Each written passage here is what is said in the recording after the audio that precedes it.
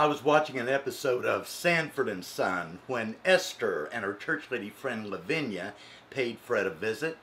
They were planning a church fundraiser, so they asked Fred if he'd be willing to donate something. Fred said, "Sure, take a look around, take anything you want." Esther found a lamp she thought might fetch a couple of bucks. Fred said, "That'll be $5, please." Esther said, "But Fred, this is for charity." Fred said, "I know, and charity begins in the home, and you're in my home, so that'll be $5, please." Esther said, "Fred Sanford, that is nothing but false doctrine coming from your mouth." Fred said, "Well, how would you like some false teeth in your mouth?"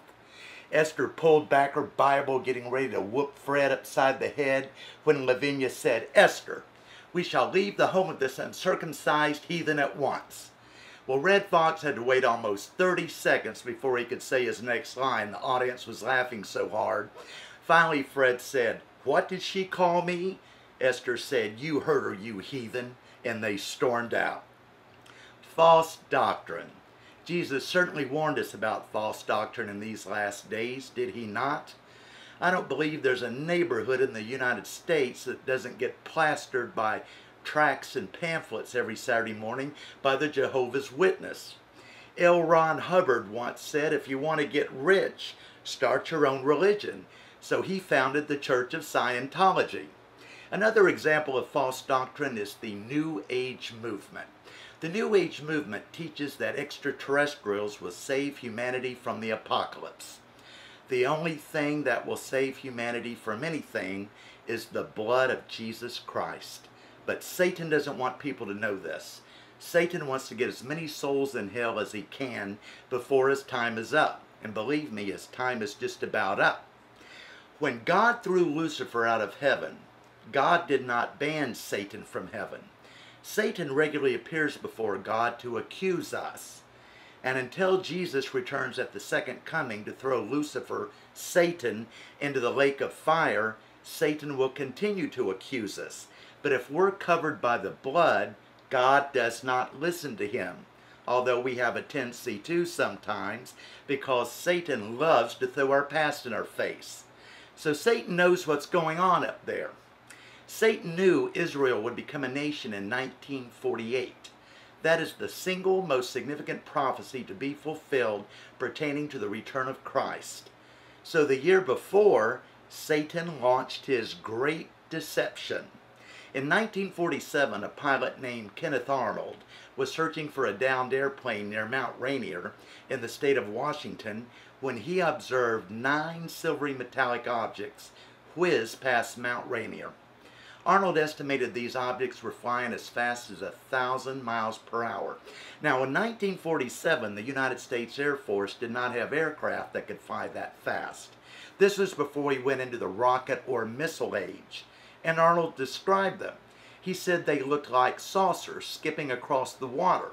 So the press took off with that description and named them flying saucers.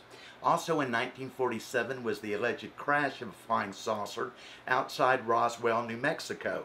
So in 1947 we entered the UFO or flying saucer era.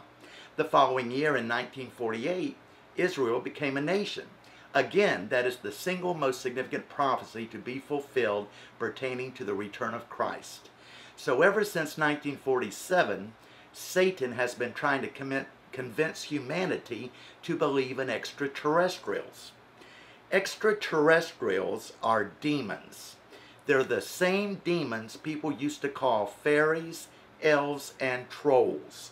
They have simply updated or modernized their appearance to be more acceptable in today's society. See, when we're raptured, New Agers are going to tell everybody we were kidnapped by aliens and taken away to be rehabilitated to fit into the New Age. Those who are left behind after the rapture will have a lot on their plate. In addition to the big decision they're going to have to make whether or not to take the mark, they're going to have to put up with something else. When God destroyed the earth because of its wickedness, the fallen angels that started all the trouble in the first place could not be drowned because they were spirit beings. So God sent them to a place the Bible describes as Tartarus to await Judgment Day. And Jesus preached to these spirit beings in their gloomy dungeons after he arose from the dead, as if to say, "Hello, boys, I'm back. I won, you lost." Now, do you remember when the people in the Old Testament built that tower to heaven, and how God stopped the construction by giving them different languages? The chief architect of that tower was a great warrior hunter named Nimrod. Nimrod was a descendant of Noah, and he had Nephilim blood in his veins. After the flood, Satan had another band of fallen angels breed with the women of the earth. That tower, which we know as the Tower of Babel, was not meant to be a literal tower to heaven. The people in those days had better sense to know they could build a tower to heaven. It was meant to be a stargate or a portal. It's now common knowledge that certain ancient monuments around the world, such as the Great Pyramid of Giza and those in Cambodia, Turkey, and Mexico, were built by the fallen angels before the flood. There's no way human beings could have built those structures. And the reason we know this is because those many-ton boulders were all copper fastened the same way. So there was an intelligence in ancient times that knew how to build these structures, even though they were thousands of years and thousands of miles apart. The fallen angels left behind forbidden knowledge or arcane technology to be found after the flood. And one of Noah's sons found some of this knowledge, but he didn't dare tell his father because he knew Noah would have beaten his ass. And I'm not talking about the one he rode upon. It is believed that some of this arcane technology was retrieved during the United States invasion of Iraq during the Bush administration. All throughout history, secret societies such as the Freemasons, the Illuminati, and the Bilderbergs have been plotting to break those fallen angels out of their gloomy dungeons to prevent Jesus from establishing his millennial reign on earth. And guess who will be the ones who turn the key? The scientists at CERN. Have you ever heard of the CERN project? On the border of France and Switzerland near Geneva lies the town of Saint-Denis-Poulet. The ancient Celts, who were a pagan civilization, built a temple to the god Apollo at this location, believing it was a portal or gateway to Hades, the underworld. Today, Saint-Denis-Poulet is the site of a modern-day Tower of Babel, the CERN project. Physicists tell us there are other worlds or realities in the universe called dimensions, and these dimensions are linked to one another by whirling vortices called wormholes. Do you remember when Elijah was taken to heaven in a whirlwind of fire in 2 Kings 2:11? God opened a wormhole to transport Elijah from earth to heaven, because heaven lies in another dimension. These scientists at CERN are getting ready to open these wormholes, connecting these dimensions in the universe, and Christian evangelicals are warning them, don't do it, because Satan commands the second heaven, and that will release demons into our world. In the 9th chapter of the book of Revelation, God gives John a vision of the abyss being opened, with demons rising from it like smoke pouring from a great furnace. And rising with them is their leader, the king of the underworld, Apollyon. So what these scientists at CERN are getting ready to do is prophesied in the 9th chapter of the book of Revelation. If that isn't a sign Jesus is on his way back, I don't know what is. Bigfoot, Mothman, Chupacabra. Do these names sound familiar? Cryptozoology is the science of hidden animals.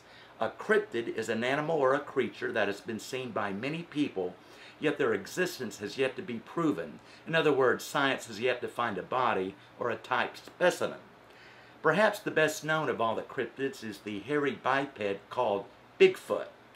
These creatures have been seen by many people, and anybody who has ever encountered one, they always describe the same thing: red glowing eyes and the smell of sulfur.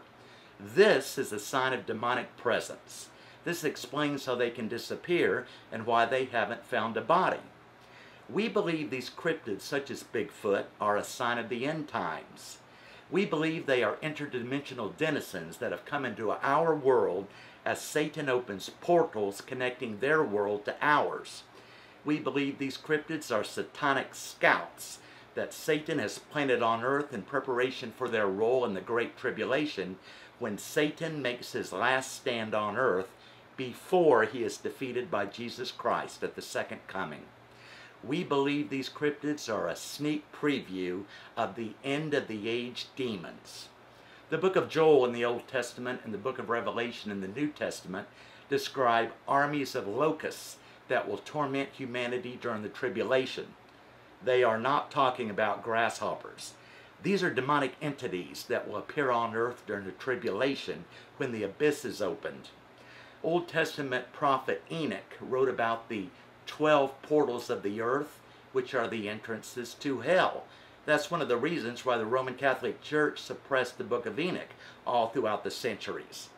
In the 1950s, scientist and NBC broadcaster Ivan T. Sanderson described the 12 vile vortices of the world. And one of these vile vortices is the Bermuda Triangle, which lies off the east coast of Florida. Countless boats, ships, and airplanes have disappeared within the Bermuda Triangle. In 1918, the United States Navy recorded its greatest loss of life at one time when the USS Cyclops sailed into the Bermuda Triangle with a crew of 309 men aboard. That ship and those men were never seen or heard from again. Now, on the opposite side of the world, lying within the same latitude lines as the Bermuda Triangle, is the Dragon's Triangle off the coast of Japan. This area of the world has also seen the mysterious disappearances of countless boats, ships, and airplanes. Another portal region is Sedona, Arizona, the mecca for followers of the New Age movement. Sedona is ground zero for UFO sightings in America. Daniel Maystraw is a former Satanist who renounced the occult to embrace Christianity.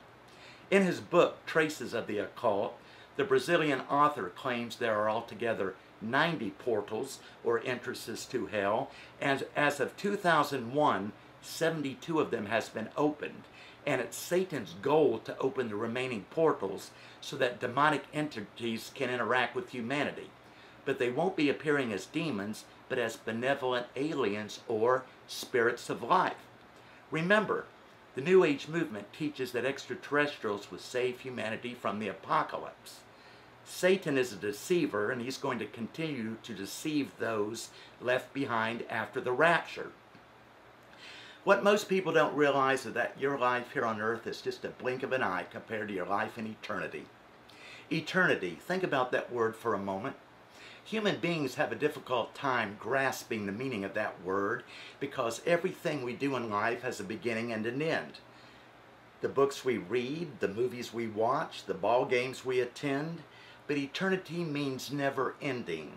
A human being consists of two parts, the physical and the spiritual. Your physical aspect are your heart, liver, lungs, and kidneys, your skin, and your hair. Your spiritual aspect is your soul. That's the real you.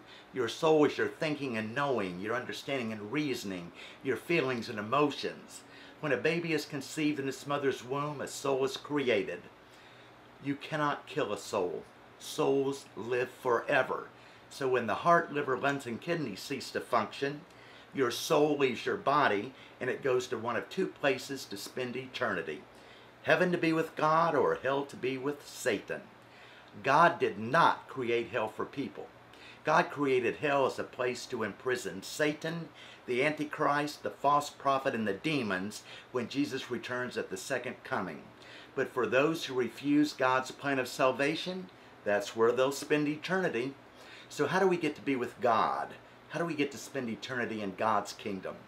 There's only one way to get to God, and that's through His Son, Jesus Christ. Jesus said, I am the way, the truth, and the light. No one gets to the Father but by me. If you haven't given your heart to Jesus, do it today before it's too late, because the rapture is imminent.